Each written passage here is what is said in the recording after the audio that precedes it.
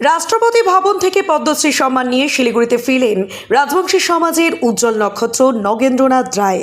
রাজবংশী সমাজের এক উজ্জ্বল নক্ষত্র পদ্মশ্রী নগেন্দ্রনাথ রায় সাহিত্য ও শিক্ষায় রাষ্ট্রপতি সম্মান নিয়ে দিল্লি থেকে বাগডোগরা বিমানবন্দরে ফিরলেন।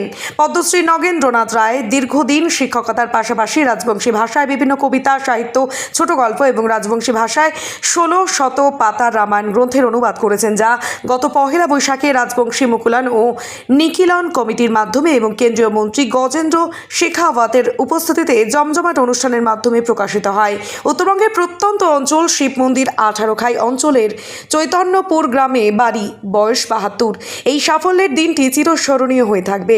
বাগডোগরা বিমানবন্দর থেকে রাজবংশী রামায়ণ প্রচার কমিটি পদ্মশ্রী নগেন্দ্রনাথ রায়কে উত্তরবঙ্গের রাজবংশী রামায়ণ প্রচার কমিটি এবং উত্তরবঙ্গের বিভিন্ন প্রান্ত থেকে রাজবংশী সমাজের মানুষ পদ্মশ্রী নগেন্দ্রনাথ রায়কে স্বাগত জানাতে উপস্থিত ছিলেন। বাগডোগরা বিমানবন্দরের অবতরণের পরেই খুশি ও উল্লাসে মেতে ওঠে পুরো উত্তরবঙ্গের রাজবংশী জাতির মানুষ।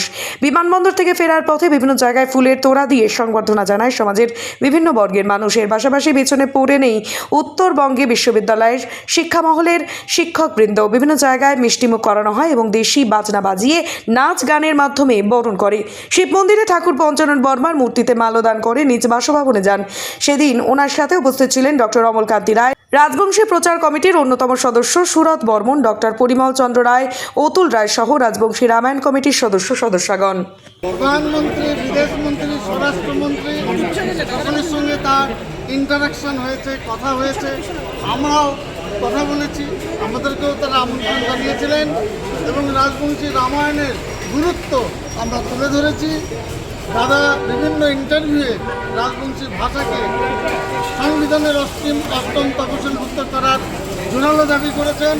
আশা করি আমাদের সাংস্কৃতিক এবং ভাষা আন্দোলনের ভিতর দিয়ে আমরা আমাদের অধিকার অর্জন করব অতি তাড়াতাড়ি।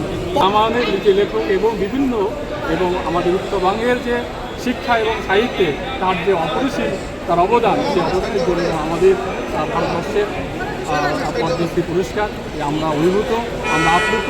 উত্তরবঙ্গবাসীর পক্ষ থেকে ভারত সরকারকে ধন্যবাদ, কৃতজ্ঞতা জানাই।